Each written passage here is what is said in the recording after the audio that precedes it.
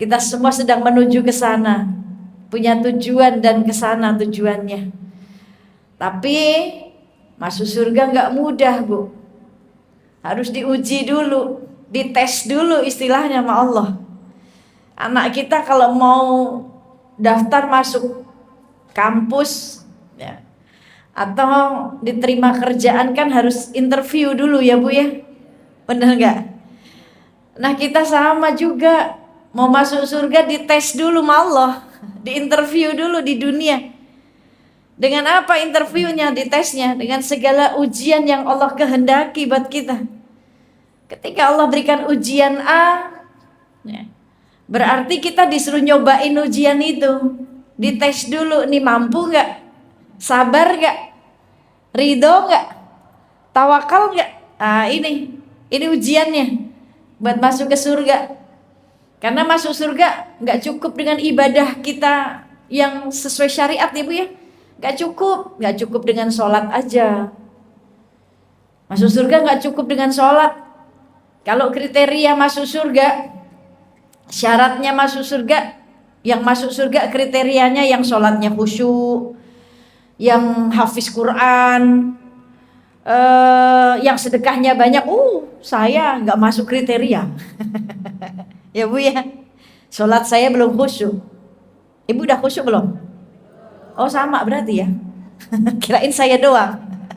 Ya, sholat kita belum khusyuk Bu. Ya, rakaat pertama khusyuk mulai soalnya, baru mulai sholat pasti khusyuk.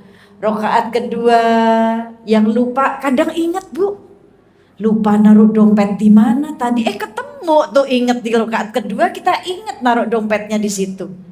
Ini cara setan ini Bu ya.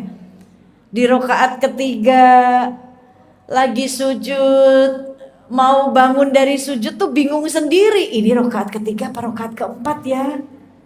Gitu gak Bu? Sama berarti ya Bu ya. Kirain saya aja. Berarti kalau syarat masuk surga sholat khusyuk, yang masuk surga orang-orang soleh, wali-waliullah, kekasih-kekasihnya Allah. Kayak model saya, jauh dari kriteria masuk surga.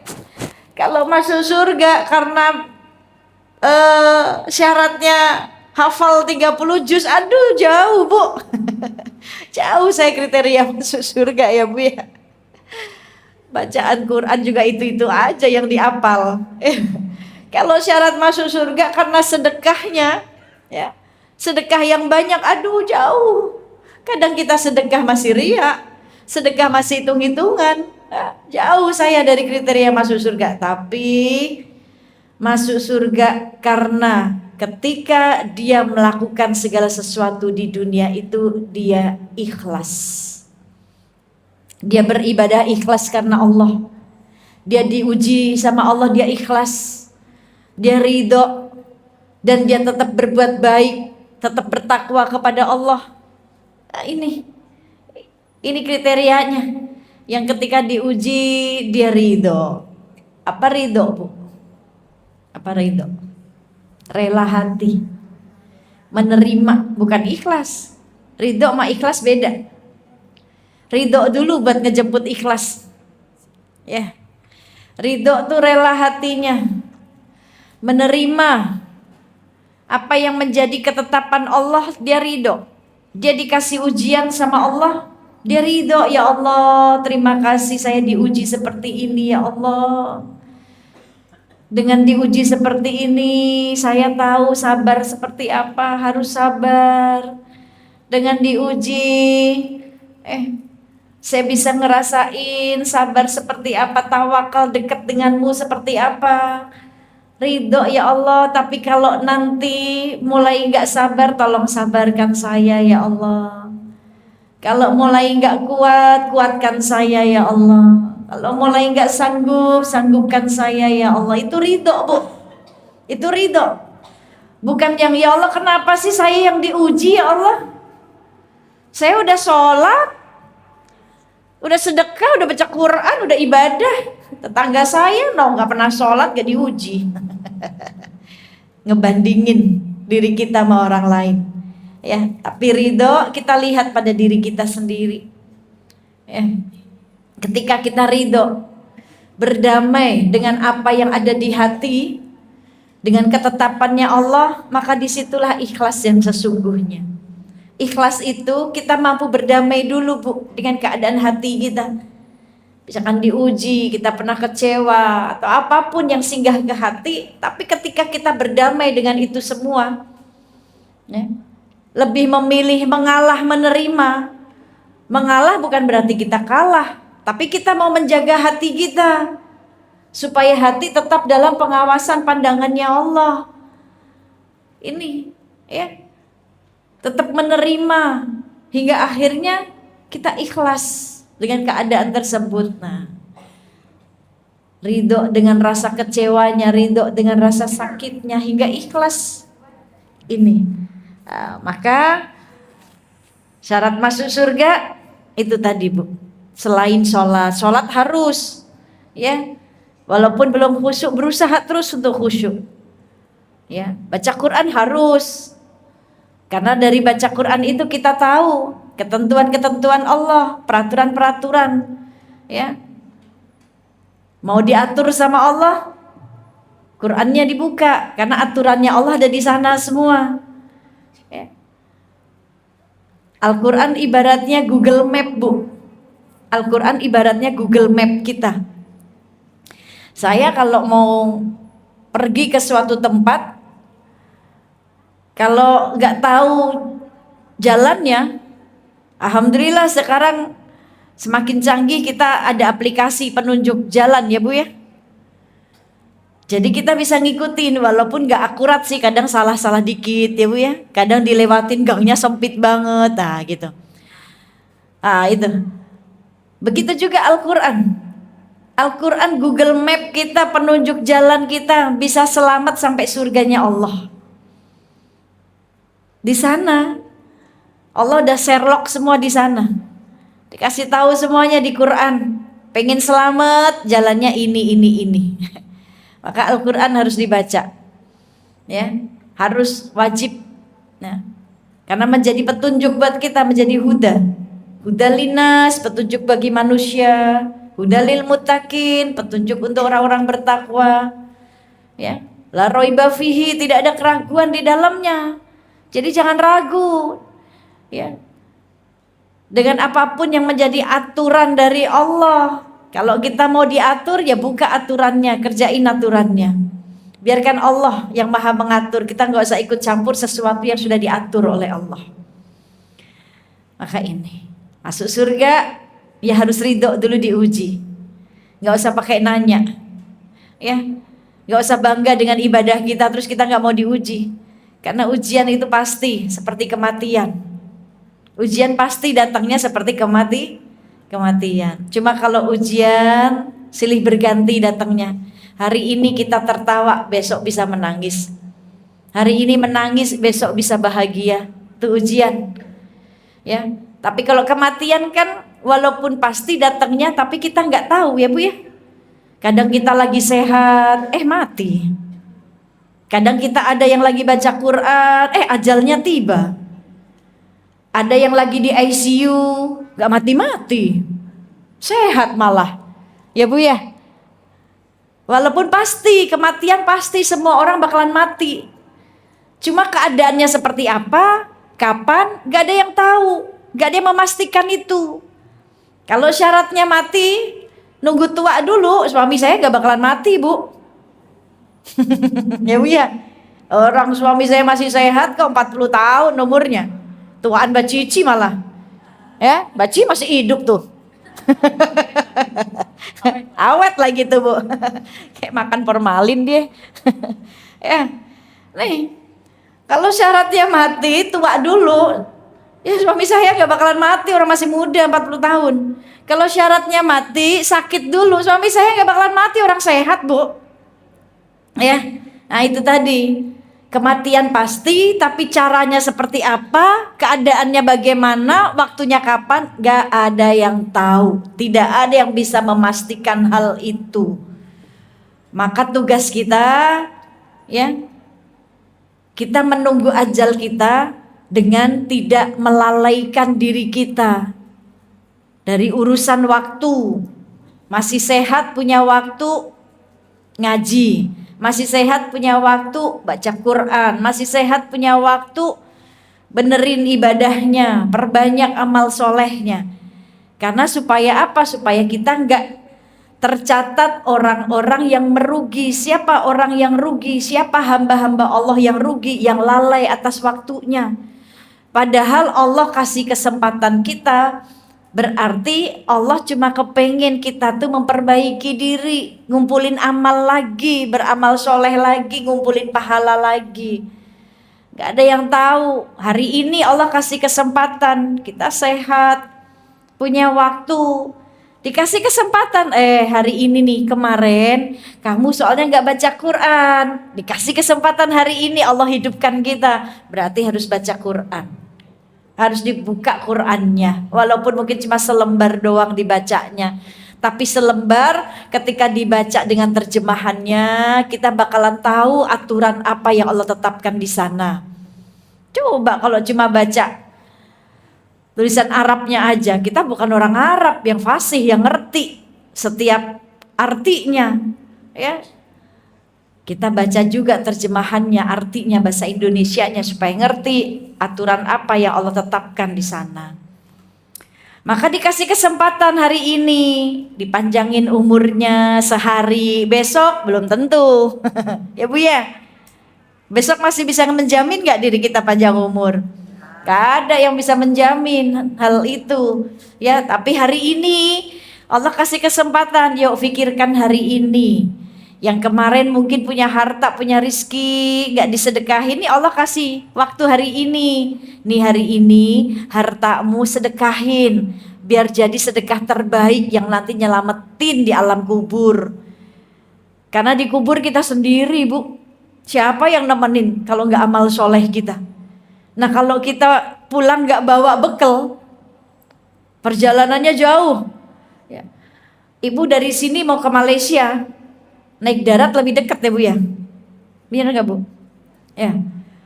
Hah? Oh naik laut ya? Perjalanannya jauh kan? Naik laut, nyebrang laut dulu. Berarti harus bawa bekal buat di dalam kapalnya. Ya. Tapi kalau bekalnya udah habis, sedangkan perjalanannya masih lama, kita mau beli, cari makan di mana? Kalau ternyata di kapal juga nggak ada yang jualan. Nah ini. Ketika kita udah di alam kubur, perjalanannya panjang tuh di alam kubur tuh Bu.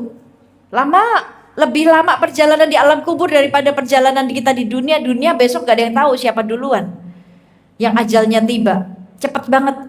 Tapi kalau di alam kubur lama nih. Orang-orang yang sudah mati Bu, yang ditanya, yang ditunggu kapan kiamat datang. Kenapa nanya kiamat? Kenapa nunggu kiamat? Karena selesai urusan di kuburnya, selesai gak disiksa lagi, siksa kuburnya dihentiin, selesai, dibangkitkan semua oleh Allah, baru dikumpulkan di padang mahsyar. Selesai itu tugas beratnya. Yang di alam kubur, persinggahan pertamanya sudah selesai, masuk ke persinggahan kedua, padang mahsyar, yang lebih mengerikan lagi Bu. Tapi lebih mengerikan di alam kubur, buat yang gak punya bekal, buat yang gak amal soleh, buat yang gak sholat, ngeri banget Bu di alam kubur. Ditanya buat yang gak sedekah, ngeri banget di alam kubur, gelap. Kita tinggal di rumah yang lampu mati 24 jam aja ngap ya Bu ya. Tidur di kamar, mati lampu, baru 10 menit aja udah ngap banget, gak kuat. Bagaimana di dalam kubur yang sempit 2x1 ukurannya, gelap, ditimbun tanah, nggak 24 jam lagi Bu, selamanya sampai kiamat datang. Coba kalau nggak kita siapin bekal yang banyak, ya tersiksa kita. Kalau nggak beramal soleh di dunia, tersiksa kita. Itu persinggahan pertama loh Bu, belum persinggahan selanjutnya. Persinggahan kedua di padang mahsyar. Di padang mahsyar semua orang dikumpulkan jadi satu, 11 miliar baru umat Nabi Muhammad saja. 11 miliar baru umat Nabi Muhammad saja. Ya, di padang mahsyar itu kumpul, belum umat-umat yang lain, semua dalam keadaan telanjang, tidak ada pakaian sehelai pun. yang menempel dalam tubuhnya, semua telanjang. Matahari dekat banget di atas kepala kita, bercucuran keringat kita, semuanya nafsi-nafsi. Nggak pakai alas sendal, nggak pakai sendal, nggak pakai sepatu, nggak pakai alas kaki. Semua nafsi-nafsi. Ya, ngurusin diri sendiri, mikirin diri sendiri. Seorang suami aja nggak mikirin istrinya di mana saat itu. Bahkan nggak nyariin istrinya. Istri nggak nyariin suaminya. Anak gak nyariin orang tuanya, minta tolong sama orang tuanya enggak. Orang tuanya juga gak nyariin anaknya, minta tolong sama anaknya enggak. Semuanya nafsi-nafsi ya, dengan rasa takutnya. Saat itu yang kita butuhkan semua syafaat Nabi Muhammad. Nih, belum lagi nanti persinggahan selanjutnya setelah di padang mahsyar, di mizan ketika dihisap. Timbangan kita amal baik amal buruknya lebih berat mana? Banyak persinggahan-persinggahan, Bu. Tapi kalau persinggahan pertama yaitu alam kubur kita selamat, persinggahan selanjutnya pasti kita selamat. Tapi kalau di persinggahan pertama aja udah nggak selamat tuh di alam kubur, ya selanjutnya nggak bakalan selamat. Ini maka untuk menyelamatkan kita di alam kubur, persinggahan pertama satu dengan apa? Perbaiki sholat kita. Jangan tinggalin sholat, insya Allah. Ini mah di usia-usia kita udah gak pernah ninggalin sholat ya Bu ya. Udah takut tapi ingetin anak-anak kita. Ya namanya anak-anak Bu ya. Kalau kita mah udah di umur-umur segini mah apalagi sih yang mau kita cari ya Bu ya. Udah tinggal menghabiskan waktu aja dengan ibadah. Sibuk dengan urusan kita sama Allah aja udah, gak usah sibuk dengan urusan kita sama orang. Tapi sibuk dengan diri kita, ibadah kita ke Allah. Perbaiki. Masih punya harta, sedekahin. Karena keuntungannya buat kita Bu, bukan buat anak kita. Sedekah tuh Bu, buat kita keuntungannya. Untuk apa? Ya nanti ketika di dalam kubur anak kita lupa ngedoain, suami lupa ngedoain. Sedangkan kita butuh doa buat nyelamatin kita. Nah kalau mereka gak ngedoain, kita masih punya bekal. Apa bekalnya? Dari sedekah kita. Semakin banyak sedekah kita, semakin banyak tuh ya bekal kita buat di kubur. Semakin terang kubur kita, semakin lapang karena sedekah. Gak ada lagi ini. Maka ibu-ibu yang dirahmati oleh Allah, saya mah bukan nakut-nakutin Bu. Ya, karena emang ini nyata harus disampaikan. Ya pelajaran buat diri saya juga. Kalau suami saya masih muda bisa mati, pasti juga saya juga bakalan begitu. Ya Bu ya. Kan gitu. Semua orang bakalan kembali kepada Allah. Tapi yang kita takutkan bukan kematiannya. Semua orang pasti mati. Tapi yang kita takutkan, kita mati dalam keadaan seperti apa? Su'ul khotimah atau husnul khotimah? Kita pengennya husnul khotimah. Ada satu bacaan Bu. Bacaan ini namanya zikir jalallah. Ini salah satu faedahnya untuk supaya kita nih husnul khotimah. Boleh handphone saya? Allah karim. Mami. Enggak, ini udah. Handphone. Ya. Karena zikir jalallah ini Bu, dulu ada seorang lelaki yang soleh, namanya Abdullah Baghdadi. Beliau ini dulu dimimpikan oleh Rasulullah. Dia bermimpi bertemu Rasulullah, tapi Rasulullah saat itu di mimpinya Rasulullah sedang sedih sekali. Rasulullah pucat sekali wajahnya. Lalu dalam mimpi itu ditanya, ya Rasulullah, kenapa sedih dan kenapa wajahmu pucat ya Rasulullah? Maka Rasul mengatakan, malam ini ada 1.500 dari umatku ya yang meninggal, dan 2 dari umatku yang meninggal dalam keadaan husnul khotimah. 1.500 meninggal, tapi 2 husnul khotimah. Berarti yang su'ul khotimah 1.498.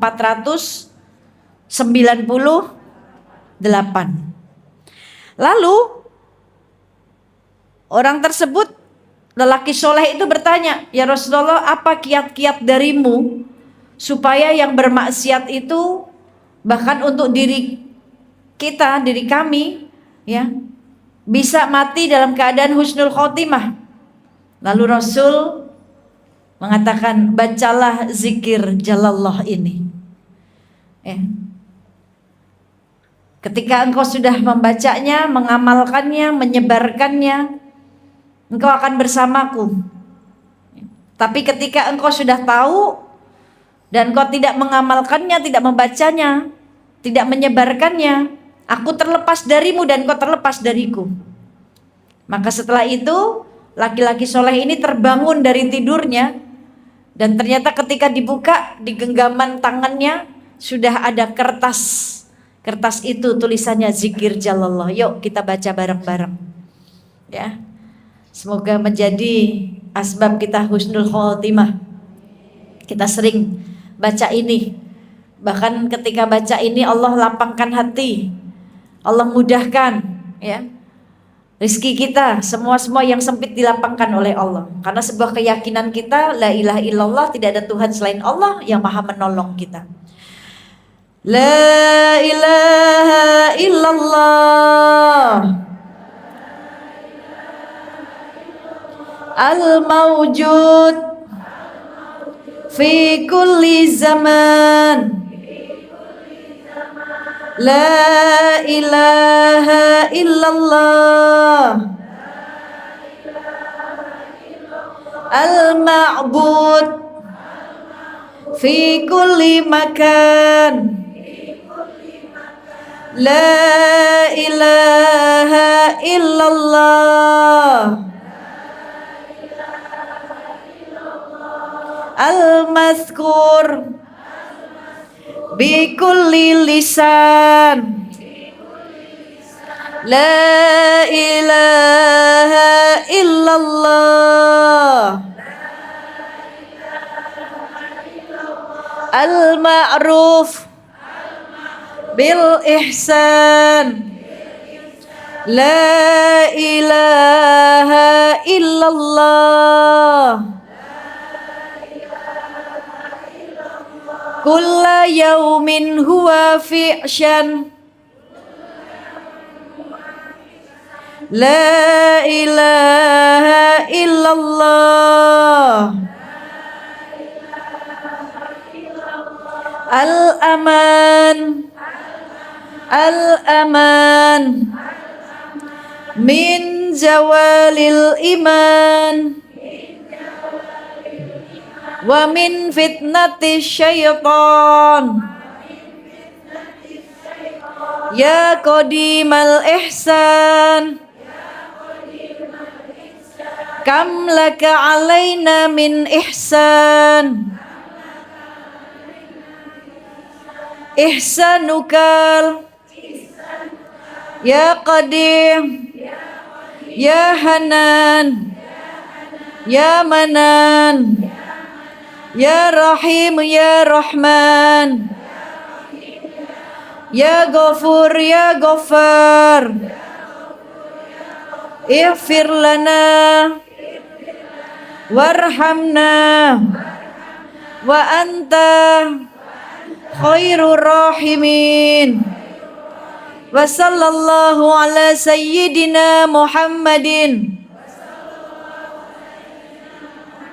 wa ala alihi wa sahbihi wasallam. Nah, ini bacaannya.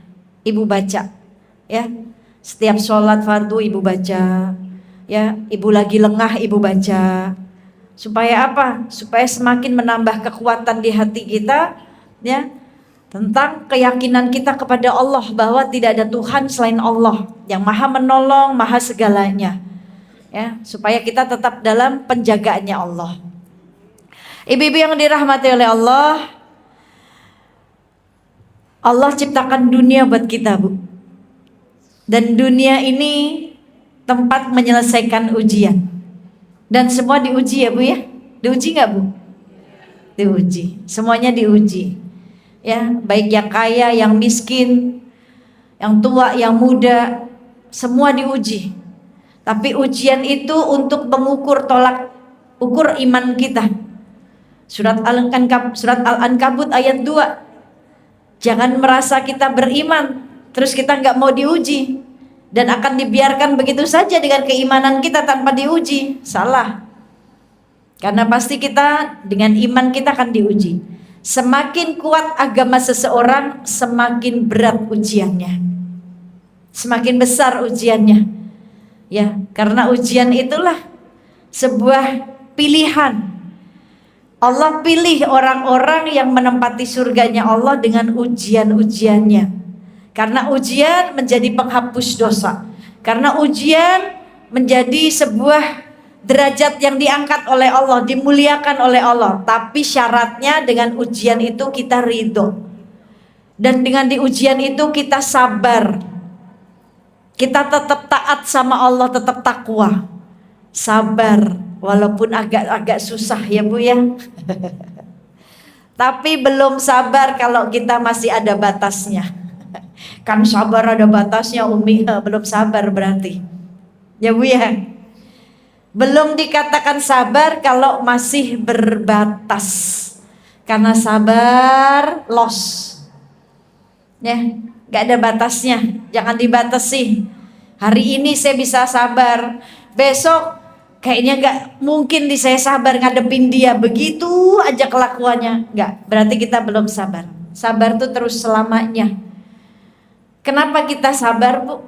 Kenapa mau sabar? Karena kita mau bersama Allah. Innallaha ma'as sabirin. Allah bersama orang-orang yang sabar. Ini kalau sabar hadiahnya piring. Kita gak mau sabar ya Bu ya. Tapi sabar hadiahnya surga. Allah berikan pahala sabar tanpa batas Bu. Az-Zumar ayat 10.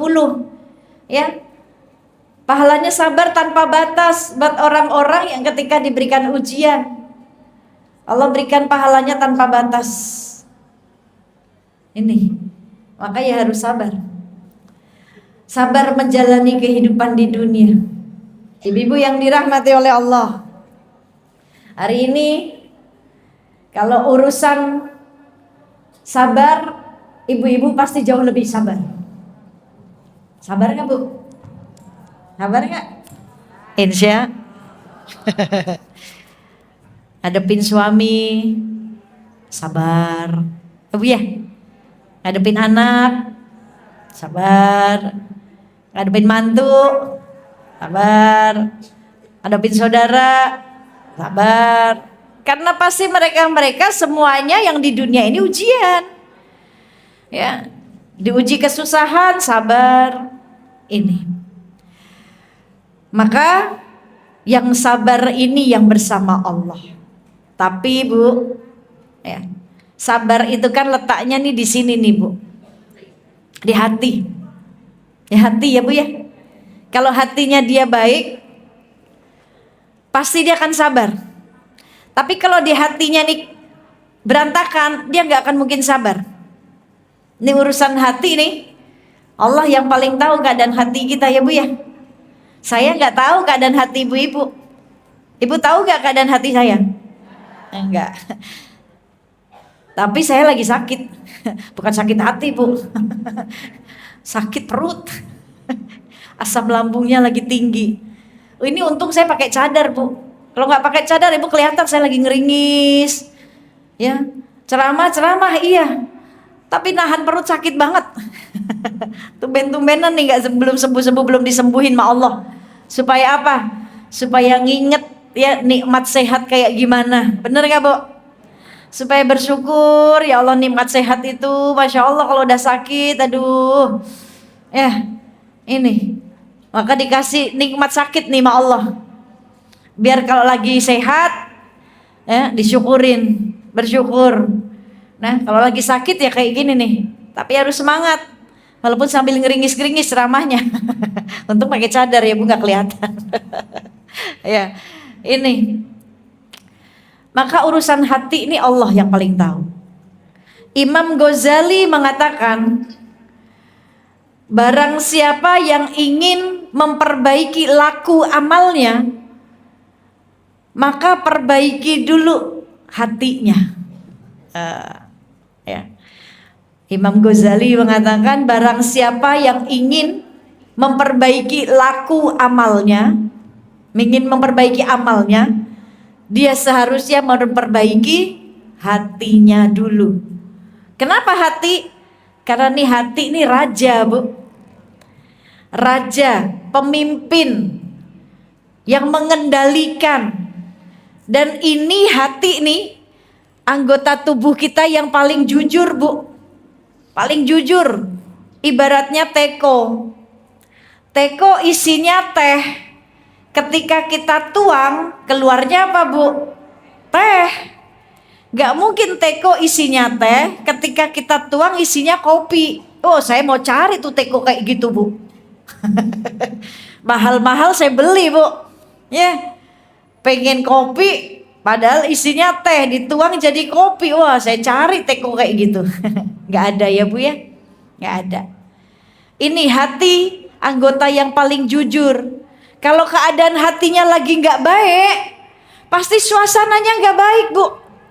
Semua yang keluar gak baik. Kadang lisannya ngomongnya ya gak dijaga, karena keluar dari sini. Di sininya lagi kesel, dizolimi sama orang, lagi kecewa, lagi benci, keluarnya pasti gak baik juga. Terus wajahnya juga pasti gak ngenakin, bener gak, Bu? Karena hatinya lagi gak baik. Orang yang duduk di sebelahnya gak betah, Bu. Pasti langsung buruk sangka, nih orang salah makan kali ya, cemberut mulu dari tadi. Ya, salah makan apa nih orang cemberut mulu dari tadi. Tuh, keadaan di sini ini penting. Ya, maka ketika kita ingin memperbaiki amal kita, perbaiki dulu hati. Karena hati pusat amal nih, Bu. Yang ngendaliin. Kalau ini baik, semuanya baik. Kalau rajanya baik, si raja akan mengendalikan rakyatnya. Ya, untuk melakukan hal baik. Nih raja. Kalau rajanya zolim, dia akan memimpin semua rakyatnya untuk melakukan hal zolim. Nih, maka di dalam hadis sahih dikatakan, dalam tubuh manusia ada segumpal daging. Jika daging itu baik, baik semuanya. Jika daging itu rusak, rusak semuanya. Daging itu adalah hati. Jika hatinya baik, baik semuanya. Terkendali, lisan yang keluar baik, matanya dia melihat orang baik sangka, gak melihat masa lalunya, gak melihat keburukannya, kan dia juga punya keburukan, dia punya masa lalu, dia punya aib. Gak sibuk dengan dosa orang. Telinganya dia buat dengerin hal-hal yang baik, tangannya ya untuk melakukan hal-hal yang baik, kakinya untuk melangkah ke tempat-tempat yang baik. Ini kalau si rajanya baik, maka perbaiki ini, ya. Karena hati manusia hanya Allah yang tahu. Allah dalam hadis dikatakan, Allah tidak melihat hartamu, rupamu, ya. Tapi Allah melihat hati dan amal. Hati dan amalmu. Hati, ini yang dilihat oleh Allah. Hati itu ibarat gelas ini, Bu. Ini gelas nih. Mumpung anget saya minum dulu deh. Perut saya lagi nyut-nyutan, Bu. Bismillah.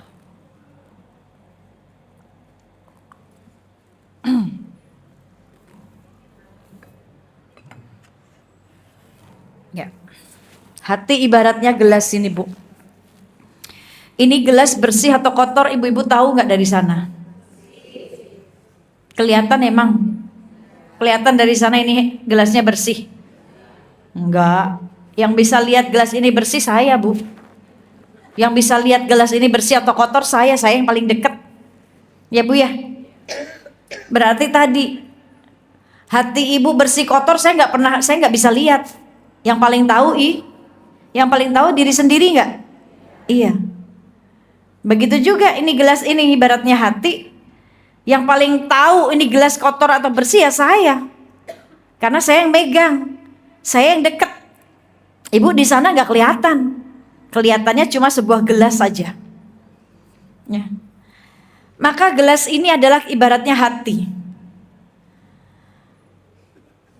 Kalau saya mau nuang air, ya, saya mau minum pakai gelas ini, saya akan lihat dulu gelasnya, Bu. Gelasnya bersih nggak ya? Kotor nggak ya? Kalau gelasnya kotor, saya nggak akan nuang air ini ke gelas ini, betul nggak, Bu? Saya langsung aja minum. Saya pasti cari gelas lainnya, gelas yang lebih bersih lagi, karena ini gelasnya kotor. Begitu juga Allah pandang hati kita. Allah gak akan memberikan rahmatnya, hidayahnya, taufiknya, inayahnya, ridhonya, ya, kalau hati hambanya nih gak bersih dan gak mau dirubah sama Allah. Kan Allah tidak akan merubah suatu kaum kalau kita juga gak mau ngerubah diri kita sendiri. Ibaratnya gelas ini hati. Jikalau gelasnya bersih, Allah akan nuang. Saya akan tuang air ini ke gelas ini. Tapi kalau gelas ini gak bersih, saya cari gelas lain. Begitu juga Allah. Allah ingin memberikan hidayah, taufik, inayahnya, ridhonya ke hati hambanya yang bersih. Walaupun gak bersih-bersih banget. Kan hati kita gak bersih-bersih banget ya, Bu. Ada kecewanya, ya Bu ya. Ada sakitnya. Ada pernah terluka hati kita. Ada pernah kesel sama orang. Ini hati, ya.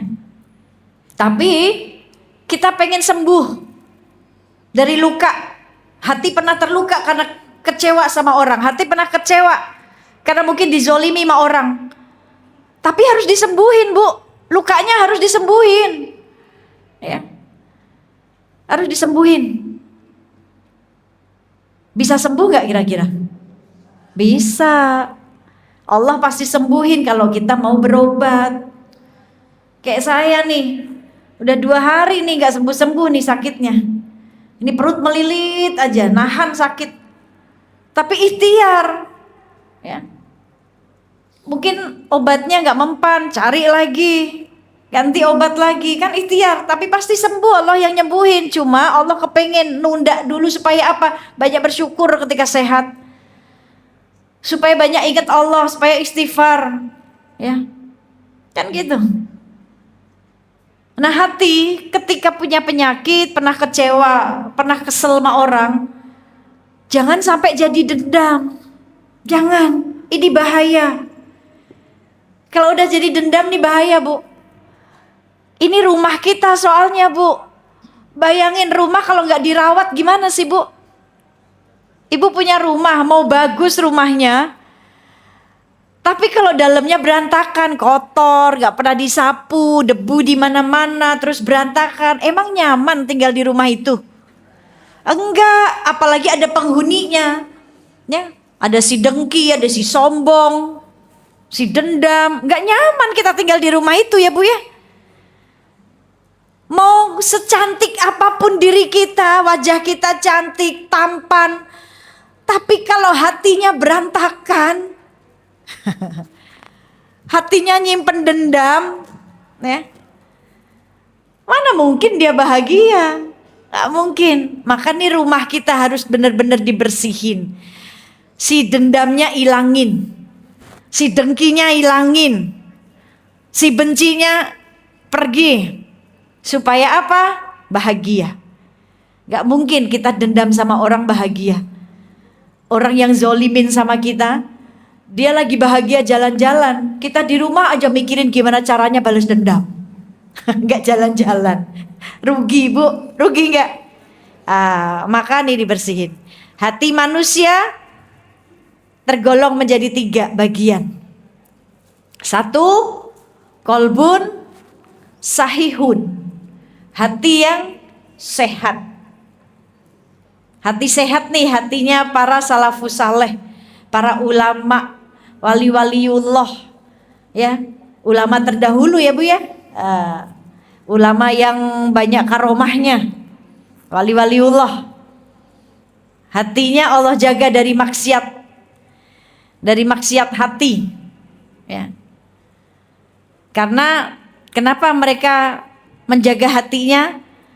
Karena mereka tahu hati pusat pandangannya Allah, yang dilihat oleh Allah tuh hati, bukan pakaian, bukan hartanya. Ya. Maka dia jaga hatinya dari maksiat karena wa kanallahu aliman halimah. Ya, Allah mengetahui apa yang tersimpan di dalam hatimu. Surat Al-Ahzab ayat 51. Wa kanallahu aliman halimah.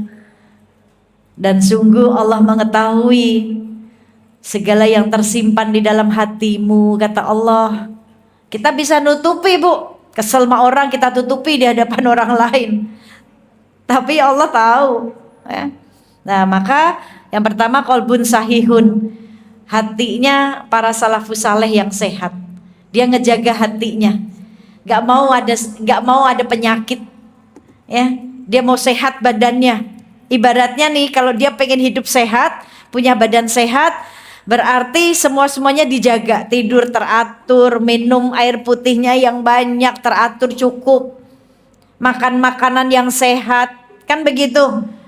Nah, kayak saya mungkin saya salah, bukan makanan yang disalahin. Karena menunda waktunya makan, kan begitu. Jadi akhirnya asam lambung naik. Atau makan yang memicu asam lambung itu naik. Kan begitu, kita kan dokter buat diri kita sebenarnya, Bu. Kita tahu kita punya darah tinggi. Ya jangan makan sesuatu yang memicu darah tinggi itu kambuh. Kita tahu kita punya asam urat. Ya jangan makan yang memicu asam urat itu kambuh. Berarti kan kita dokternya sendiri buat tubuh kita. Ya, kita yang bisa ngejagain. Nah, orang yang hatinya sehat, dia tahu, dia ngejagain, dia nggak mau naruh penyakit dalam hatinya, dia nggak mau dengki, dia nggak mau benci, itu. Lalu yang kedua, kolbun marid, hati yang sakit.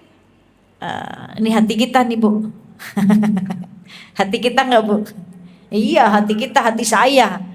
Kita pernah terluka, ya Bu ya? Pernah nggak? Pernah.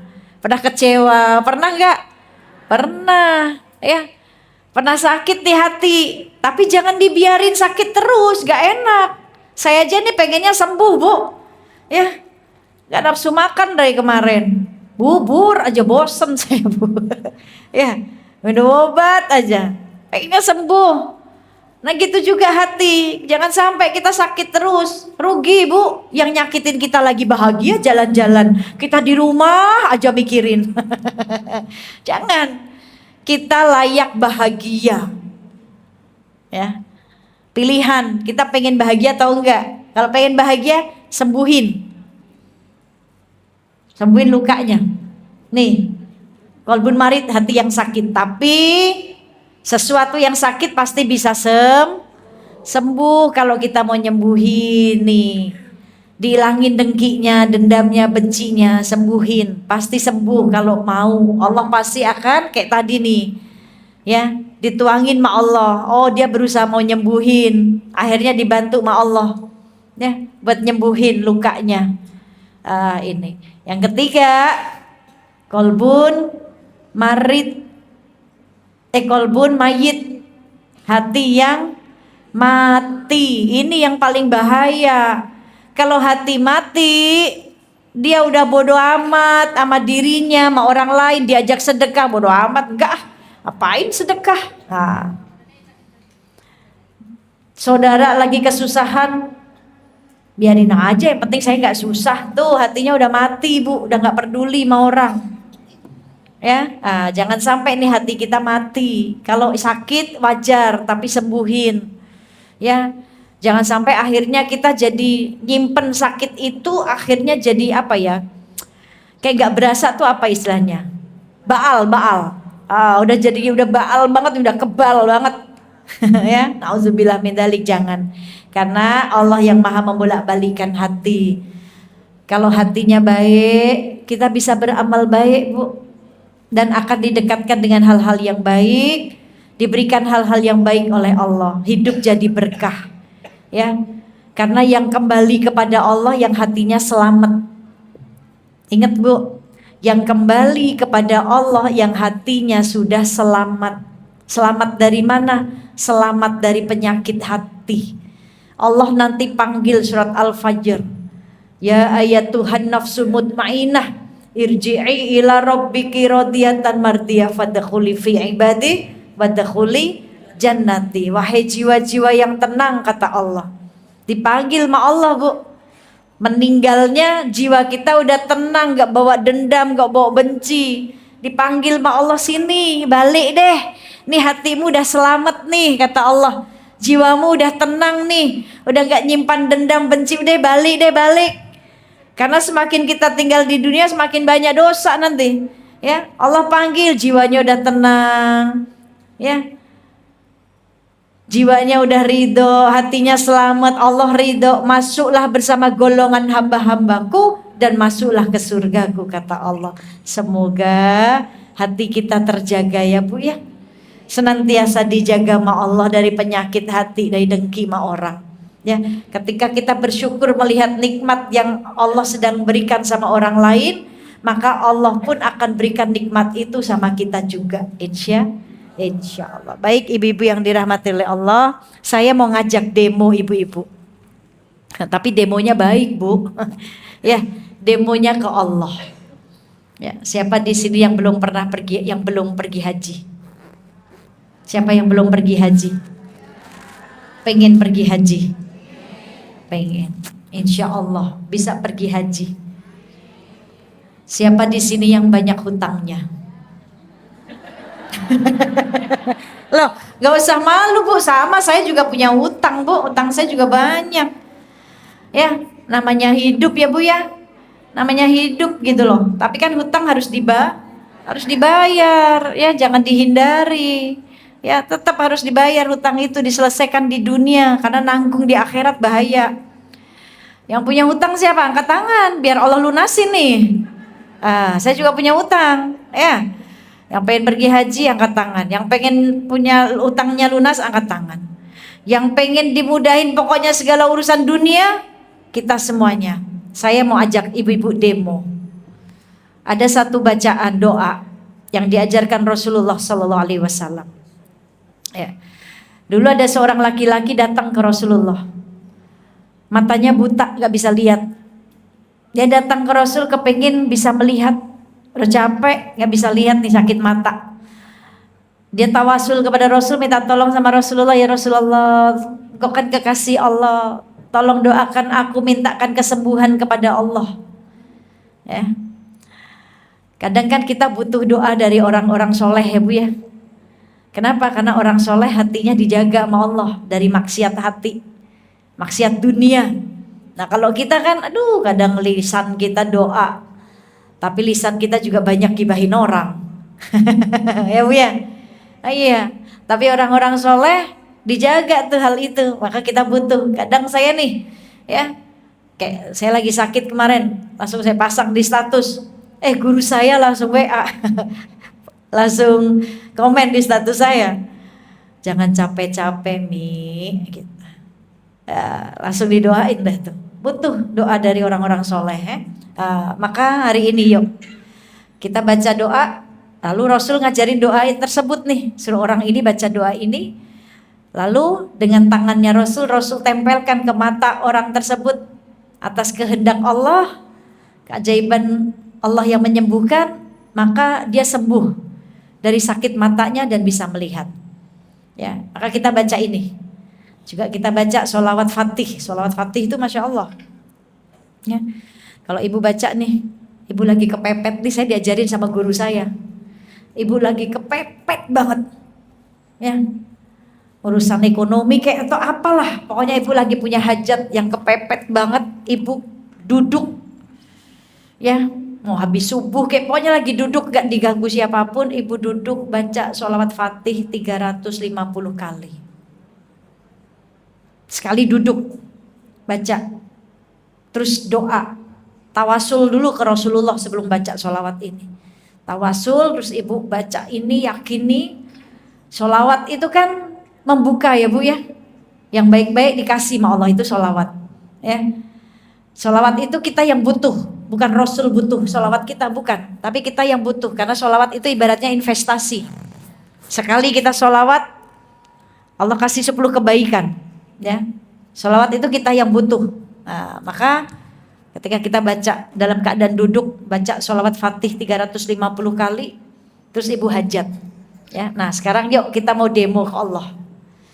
Kita bilang, tapi syaratnya dengan cara sedekah Allah bukain semuanya. Dengan cara sedekah Allah kabulkan hajat kita.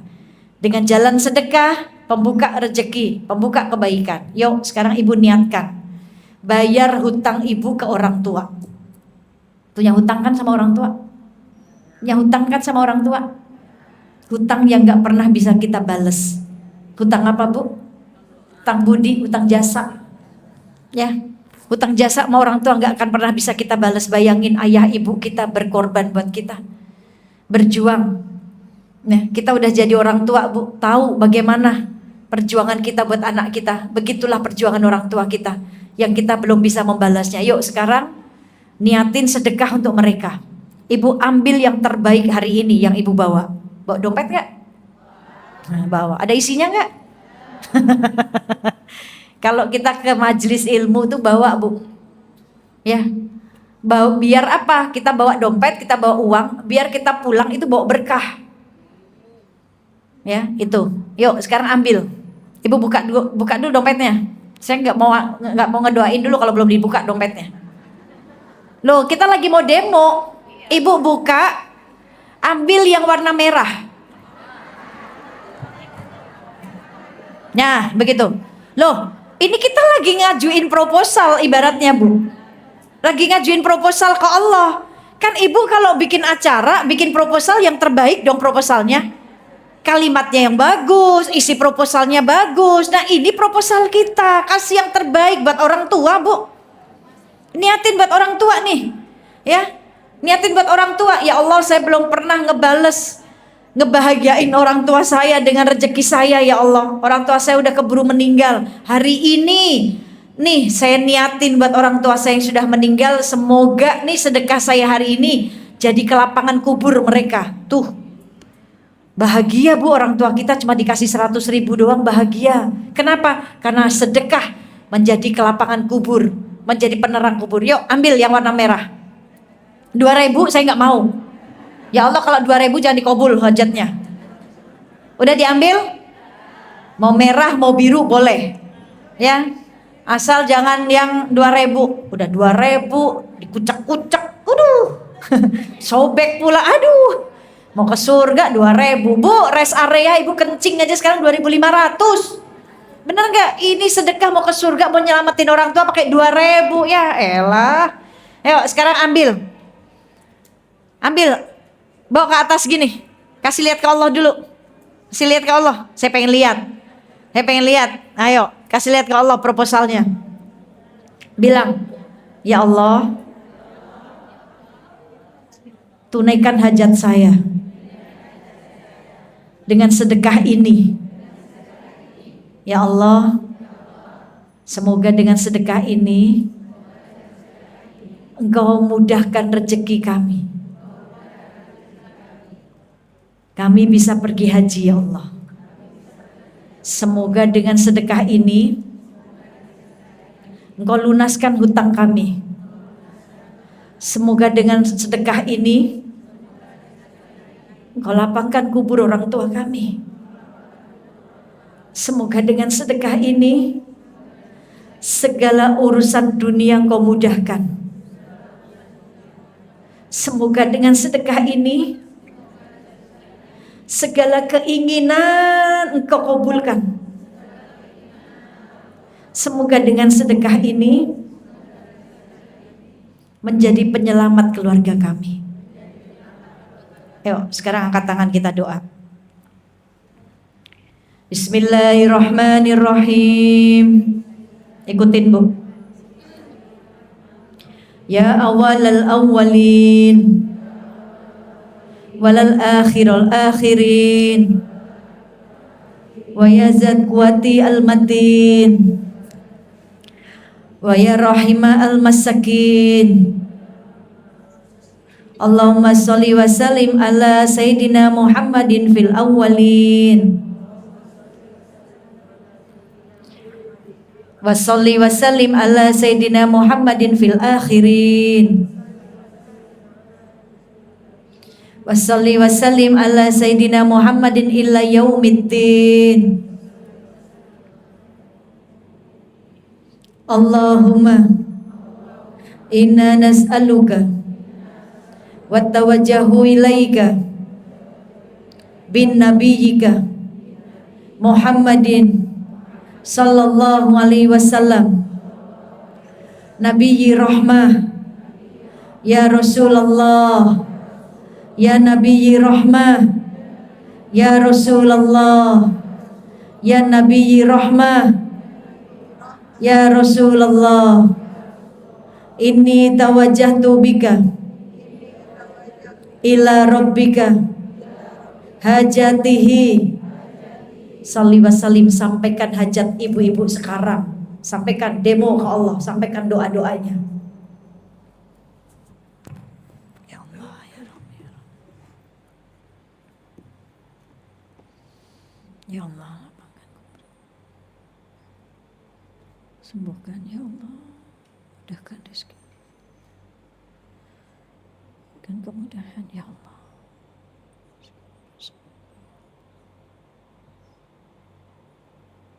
Segala urusan hamba ya Allah, segala hajat hamba, urusan dunia hamba, angkat penyakit hamba ya Allah, sehat afiatkan ya Allah, kabulkannya menjadi hajat mereka ya Allah, lunaskan hutang-hutang mereka ya Allah, mudahkan jalan taat mereka ya Allah, soleh-solehkan keturunan mereka ya Allah, kan taufik hidayah inayahmu untuk mereka ya Allah, jadikan mereka orang-orang yang selamat, beriman dan selamat ya Allah bersama keluarga mereka ya Allah. Apa yang menjadi hajatnya, berikan jalan keluar yang terbaik dari setiap permasalahannya ya Allah. Kita baca surat Yasin. Innama amruhu idza arada syai'an ayyakula lahu kun fayakun. Kita ulang lagi 3 kali. Innama amruhu idza arada syai'an ayyakula lahu kun fayakun. Innama amruhu idza arada syai'an ayyakula lahu kun fayakun.